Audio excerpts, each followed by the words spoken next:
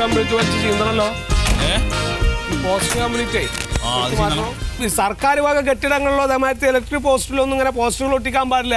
അത് ഇലക്ഷൻ കമ്മീഷന്റെ ഉത്തരവാണ്. ഇവർക്ക് അറിയാത്തതൊന്നുമല്ലോ, പക്ഷെ ഒരാളും പാലിക്കില്ല. ഇപ്പൊ നാട്ടുകാർക്കും അറിയില്ല ഇപ്പൊ ഈ നിയമം. അല്ലെങ്കിൽ അവര് വലിച്ചു ചിന്തിയായിരുന്നു, അവർക്ക് പോസ്റ്റർ ചെയ്യുന്ന ഭയങ്കര ഇഷ്ടമാണ്. മാഡം അത് ചെയ്തണം.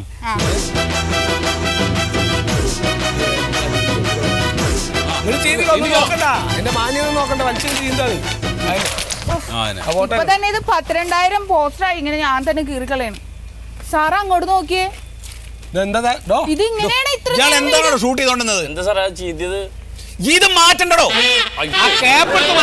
അത് പെട്ടെന്ന് വെയിലത്തെ കാണുന്നപ്പോ സാറേ കണ്ണങ്ങാട് പിടിക്കാനല്ല. എന്താ കണ്ടത്? ഇയാൾ ഇത്ര നേരം ഷൂട്ട് ചെയ്ത് എങ്ങനെയാണ്? അത് ഇവിടെ കാണണ സാറിന്. എന്ത് കാണാ? ഇതിൽ പതിഞ്ഞുണ്ടോ? ഇതിൽ പതിഞ്ഞിട്ടുണ്ടോ? ഇത്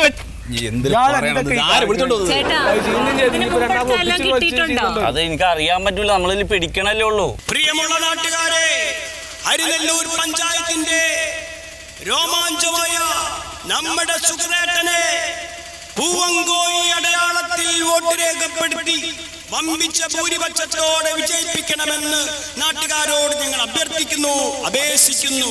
പ്രിയമുള്ളവരെ, നമ്മളെ രാവിലെ വിളിച്ചുണർത്തുന്നത് പൂവങ്കോഴിയാണ്. ആ പൂവങ്കോഴിക്കാണ് നിങ്ങൾ വോട്ട് രേഖപ്പെടുത്തേണ്ടത്. ഇലക്ഷൻ പ്രചാരണ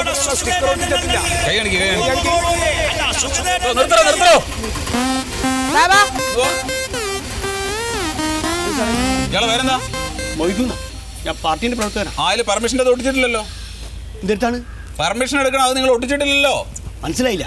അതെ, നിങ്ങൾക്കിപ്പോ ഈ ഇലക്ഷൻ പ്രചാരണത്തിന്റെ ഭാഗമായിട്ട് ഈ വാഹനം ഉപയോഗിക്കാനും മൈക്ക് ഉപയോഗിക്കാനൊക്കെ റിട്ടേണിംഗ് ഓഫീസറിന്റെ അനുമതി വാങ്ങണം. മാത്രല്ല അതിന്റെ ആ അനുമതി സ്റ്റിക്കർ ഈ വണ്ടിയുടെ ഫ്രണ്ട് ഗ്ലാസ്സിൽ തന്നെ ഒട്ടിക്കണം.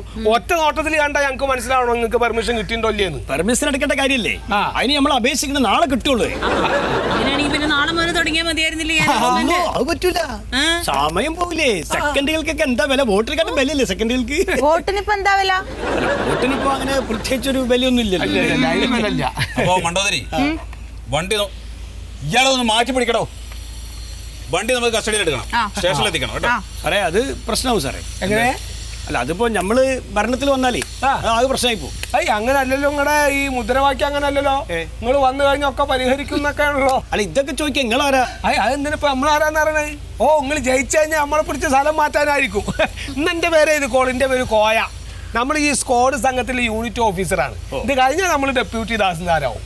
എന്റെ പേര് സത്യശീലൻ, എക്സിക്യൂട്ടീവ് മജിസ്ട്രേറ്റ്. നിനക്കൊക്കെ അറിയുന്ന ഭാഷയിൽ പറഞ്ഞ ഒരു പാവം തഹസിൽദാർ. ഇപ്പോ തന്നെയൊക്കെ ശിക്ഷിക്കാനുള്ള അധികാരം ഞങ്ങൾക്കുണ്ട്. എന്തിനാ സാറേ നമ്മൾ ശിക്ഷിക്കണേ? അതിനകത്ത് തെറ്റ് നമ്മൾ എന്താ ചെയ്ത്? ഇയാൾ 2 തെറ്റ് ചെയ്തിട്ടുണ്ട്. അതിലൊന്ന്, പെർമിഷൻ ഇല്ലാതെ നിങ്ങൾ വാഹന പ്രചരണം നടത്തി. 2, മൂവിംഗ് വെഹിക്കിളിൽ അനൗൺസ്മെന്റ് നടത്തി. അത് മനസ്സിലായില്ല.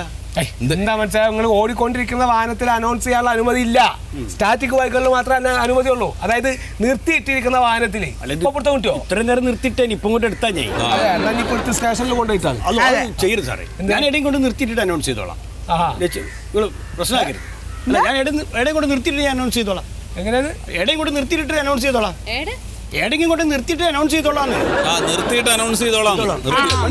അങ്ങനെ ചെയ്താൽ മതി.